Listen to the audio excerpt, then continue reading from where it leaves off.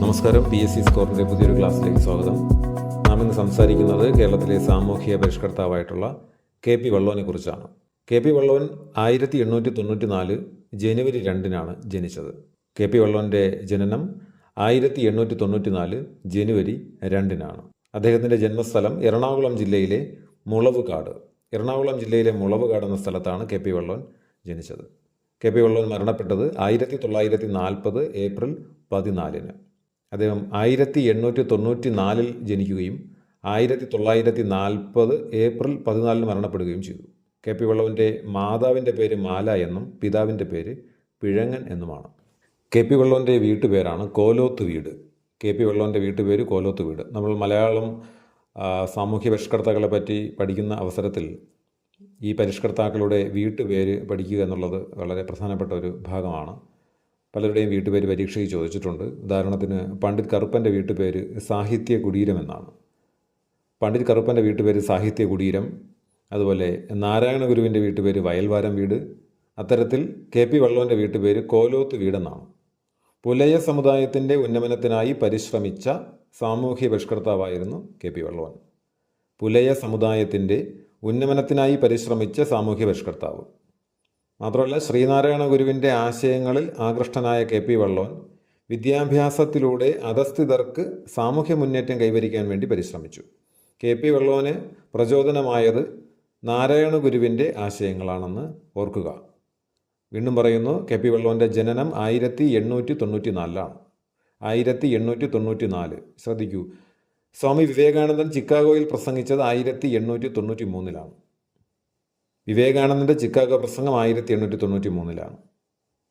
അയ്യങ്കാളി വില്ലുവണ്ടി യാത്ര നടത്തിയത് 1893-ലാണ്. KP വള്ളോൻ ജനിച്ചത് 1894-ലാണ്. KP വള്ളോൻ നാരായണ ഗുരുവിൻ്റെ ആശയങ്ങളിലാണ് ആകൃഷ്ടനായത്. വിദ്യാഭ്യാസത്തിലൂടെ അധസ്ഥിതർക്ക് സാമൂഹ്യ മുന്നേറ്റം കൈവരിക്കാൻ വേണ്ടി പരിശ്രമിച്ച പരിഷ്കർത്താവാണ്.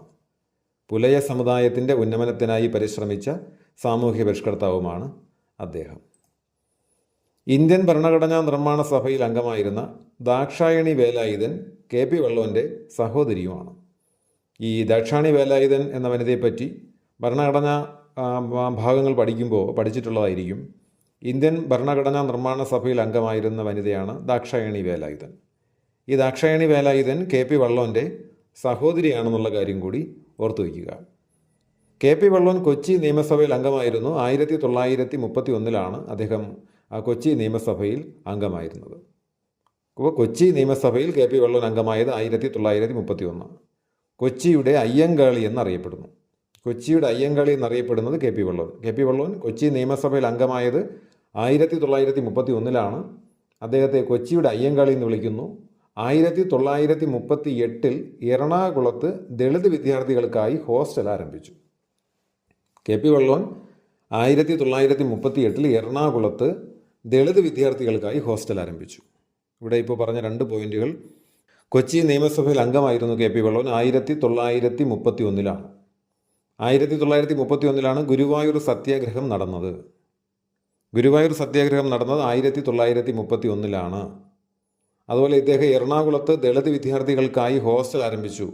അത് 1938-ലാണ്. 1938-ലാണ് തിരുവിതാംകൂർ സ്റ്റേറ്റ് കോൺഗ്രസ് ആരംഭിച്ചത്. KP വള്ളോൻ ദളിത് വിദ്യാർത്ഥികൾക്കായി എറണാകുളത്ത് ഹോസ്റ്റൽ ആരംഭിച്ചത് 38-ലാണ്. ആ 38-ലാണ് തിരുവിതാംകൂർ സ്റ്റേറ്റ് കോൺഗ്രസ് എന്ന പ്രസ്ഥാനം ആരംഭിച്ചത്. 1938-ലാണ് പണ്ഡിറ്റ് കറുപ്പൻ അന്തരിച്ചത്. പണ്ഡിറ്റ് കറുപ്പൻ അന്തരിച്ചത് 1938-ലാണ്. കറുപ്പൻ ജനിക്കുന്നത് ഇന്ത്യൻ നാഷണൽ കോൺഗ്രസ് ഉണ്ടായ വർഷത്തിലാണ്, 1885-ൽ.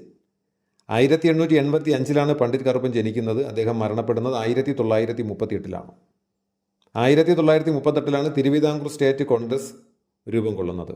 1938-ലാണ് അദ്ദേഹം എറണാകുളത്ത് ദളിത് വിദ്യാർത്ഥികൾക്കായിട്ട് വള്ളോൻ ഹോസ്റ്റൽ ആരംഭിച്ചത്. ഹിന്ദുമതത്തിലെ അയിത്ത ആചാരങ്ങളിൽ പ്രതിഷേധിച്ച് അദ്ദേഹം ബുദ്ധമതം സ്വീകരിച്ചു. എപ്പോൾ? 35-ൽ KP വള്ളോൻ ബുദ്ധമതം സ്വീകരിച്ചു. KP വള്ളോൻ ബുദ്ധമതം സ്വീകരിച്ചത് 1935-ലാണ്. ഹിന്ദുമതത്തിലെ അയിത്ത ആചാരങ്ങളിൽ പ്രതിഷേധിച്ചാണ് KP വള്ളോൻ 1935-ൽ ബുദ്ധമതം സ്വീകരിച്ചത്. ബുദ്ധമതം സ്വീകരിച്ച എഴുത്തുകാരനാണ് ബാലചന്ദ്രൻ ചുള്ളിക്കാട്. കേരളത്തിൽ ബുദ്ധമതം സ്വീകരിച്ച ഒരു എഴുത്തുകാരനാണ് ബാലചന്ദ്രൻ ചുള്ളിക്കാട്. ബാലചന്ദ്രൻ ചുള്ളിക്കാടിൻ്റെ ആത്മകഥയാണ് ചിദംബര സ്മരണ. ബാലചന്ദ്രൻ ചുള്ളിക്കാടിൻ്റെ ആത്മകഥയാണ് ചിദംബര സ്മരണ. അപ്പോൾ ഹിന്ദുമതത്തിലെ അയിത്ത ആചാരങ്ങളിൽ പ്രതിഷേധിച്ച് ബുദ്ധമതം സ്വീകരിച്ച പരിഷ്കർത്താവ് ആര് എന്ന ചോദ്യത്തിന് അങ്ങനെ ഒരു ചോദ്യം വരികയാണെങ്കിൽ അതിനുത്തരമായി എഴുതേണ്ടത് KP വള്ളോൻ എന്ന പേരാണ്. അദ്ദേഹം ബുദ്ധമതം സ്വീകരിച്ച വർഷം 1935.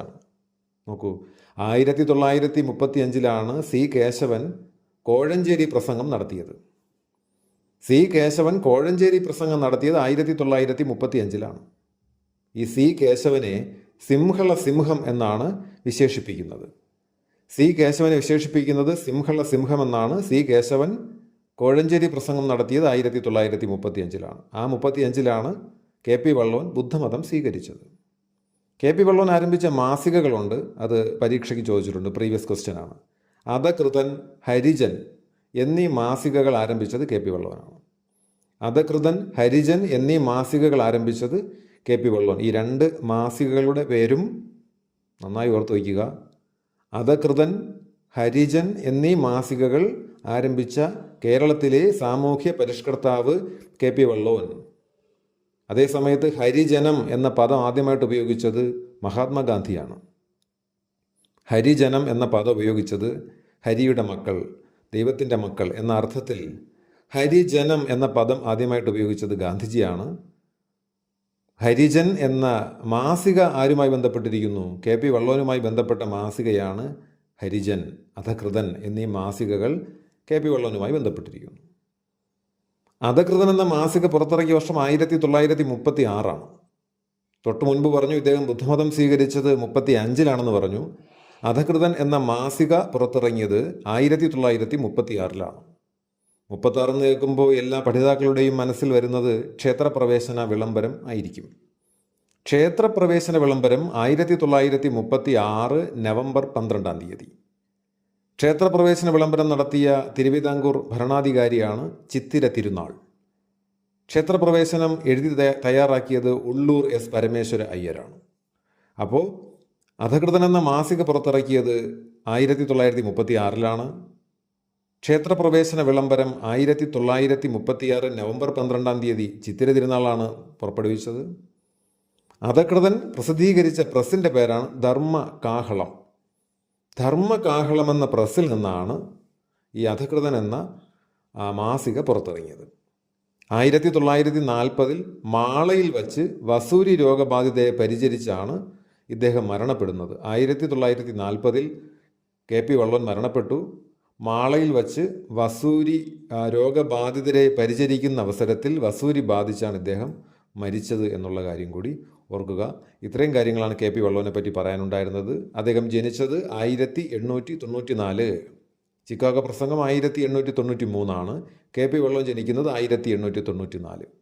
KP വള്ളോൻ മരിക്കുന്നത് 1940 KP വള്ളോൻ മരിക്കുന്നത്.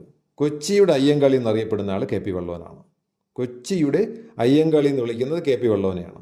KP വള്ളോൻ്റെ 2 പ്രസിദ്ധീകരണങ്ങൾ, 2 മാസികകളാണ് അധകൃതനും ഹരിജനും. അതുകൂടാതെ അദ്ദേഹം മരണപ്പെട്ടത് എങ്ങനെയാണ് മരിച്ചത്? 1940 മാളയിൽ വച്ച് വസൂരി രോഗബാധിതയെ പരിചരിക്കുന്ന അവസരത്തിൽ വസൂരി ബാധിച്ച് മരിച്ച പരിഷ്കർത്താവാണ് KP വള്ളോൻ എന്നുള്ളത്. ഇത്രയും കാര്യങ്ങൾ പഠിച്ചു വയ്ക്കുക. മറ്റൊരു ക്ലാസ്സിൽ വീണ്ടും കാണാം. താങ്ക്